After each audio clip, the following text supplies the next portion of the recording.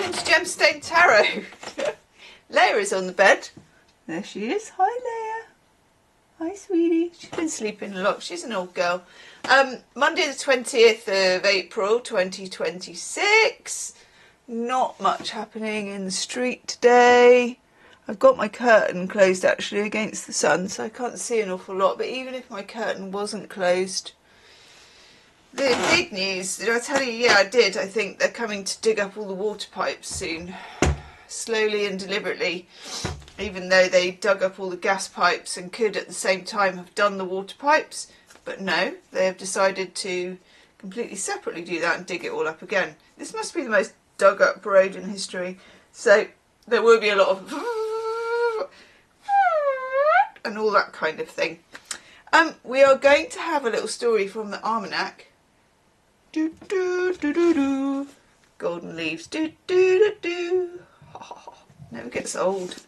Not for me anyway. A woodland tale for April. We haven't had this, have we? No. Mayon and the willow. Look at that. Crown of thorns. Can't be a good thing. Willow wood has traditionally been used for making Irish harps. I did not know that.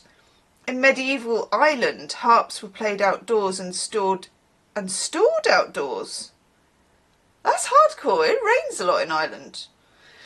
And so they needed to be made of wood that was naturally waterproof. Willow and bog oak, which grow in watery, boggy conditions, were both used. This is fascinating.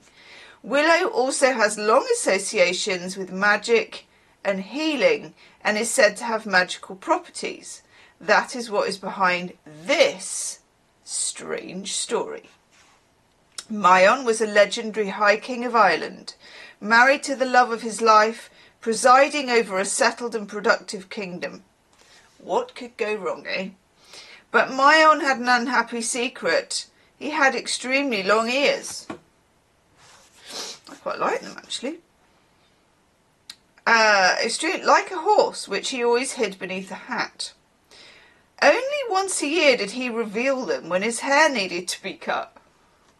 Okay. This is like a 1970s haircut story. And then his mum got the Radio Times. And some sewing scissors. The barber was chosen by drawing lots, and after the haircut, the barber was put to death to prevent them from spreading the secret.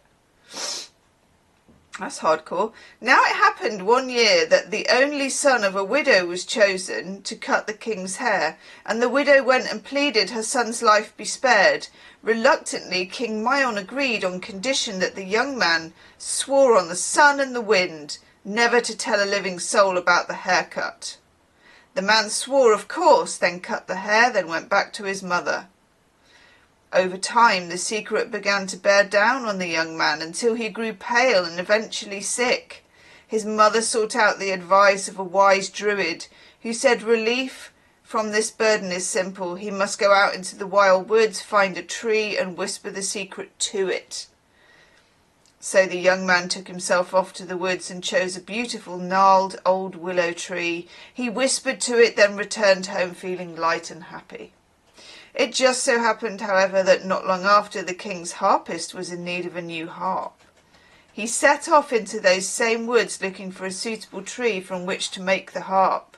And when he came upon that same tree, it was cut down and the harp was made by the finest craftsmen.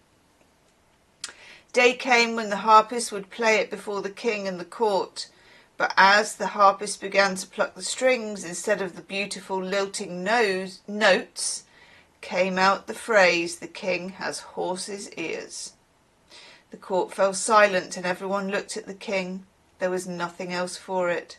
He stood up, took off his hat, and showed the whole court his ears. From that day forward he wore his ears proudly, and the young men of Ireland breathed a sigh of relief. That's nice, actually. Honestly, I was expecting that to go in a darker direction, and it didn't, so yay for that. Let's have some tarot as we start the week. What do you say, Leia? Oh, she's moved. Hey, baby. Got to start putting sun cream on Leia's nose. I've just bought some.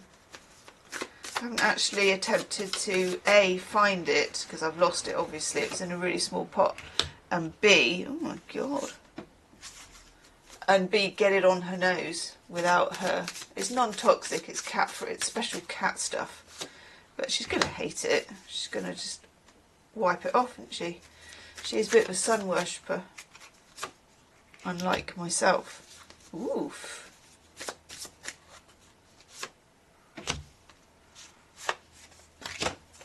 Okay. Four of Swords, rest, relaxation, kicking back, whatever you want to call it. There is a need for piping down, cooling your jets, taking a moment. There's quite a lot of emotional, I don't want to call it turmoil, but I suppose I'm going to call it turmoil. Emotional turmoil. Not necessarily bad though, it's like, it's a bit of weather in the sea, let's just call it that, okay? We have this absolutely lovely Ace of Cups. I notice here we've got I can never point the right way because the camera's always going the wrong way. This tree, it looks like a birch tree. Very well done birch tree, isn't it? Ace of Cups, self-love, regardless of what's going on around you. You know, giving to yourself emotionally. And interesting because we were talking about trees that grow near water. Now, I don't know what that one is completely. I just think the trunk looks like a birch. But it's growing near water, which is interesting. So, we have, like, can be the beginnings of feeling, the beginnings of love. We have self-love. We have the whole woofadoodle-doo of that whole swing of the Ace of Cups. And then walks out of the door, we've got the Eight of Cups, which is the screw you guys, I'm going home of tarot cards. Now, normally it's you doing the walking away in the Eight of Cups. I know. Now, it can be distancing yourself from something or someone you love in order to get clarity, in order to change the situation, because it's unbearable to stay with it. Many, many different reasons. You all know what your reasons are. But either way, it's a card that says I'm putting distance and I'm taking my Ace of Cups with me. I'm pouring it over myself. Okay? I'm building boundaries, building a wall, not doing this anymore. Don't want to, I'm not playing with you, don't want to play. It's important. These boundaries are important. This level of care is important. There's something that you need to kind of step away from and just have a few moments and just recover your energy and centre yourself. And then maybe take action, step away, whatever it takes for what you need to do. Okay? And only you can know what that is. Boundaries are important. It doesn't matter, because when you get the Eight of Cups, it's an action card because it's 8. But it's also, it's not stepping away from someone you don't like or something you kind of half involved in. It's usually something that you have a big emotional connection with. But nevertheless, need the space from because it's not really working the way you're doing it. It can even be a job, it can be a relationship. And then what this ushers in, I can probably open the curtain now. It's a bit dark in here because I've blotted out the sun. Come out again in a minute, won't it? But hey. Then we have the Wheel of Fortune. It ushers in the Wheel of Fortune. It ushers in new chances, the chance of good luck. It's kind of the equivalent of when a goalie's going to save the ball, the goalie makes themselves big because there's more chance of catching the ball. There's something to do with that. And then the last card we get is the Page of Wands, just peeking over the wall, looking for opportunity. And the sun's just come back out again, hasn't it? Looking for opportunity, okay? But before you go peeking over the wall and looking for the opportunity, take a step back and distance yourself emotionally, okay? And do leave me a comment. Let me know how this resonated. That's so dazzling. All right. Let me know how this resonated. Oh my God. And I will see you tomorrow. Namaste.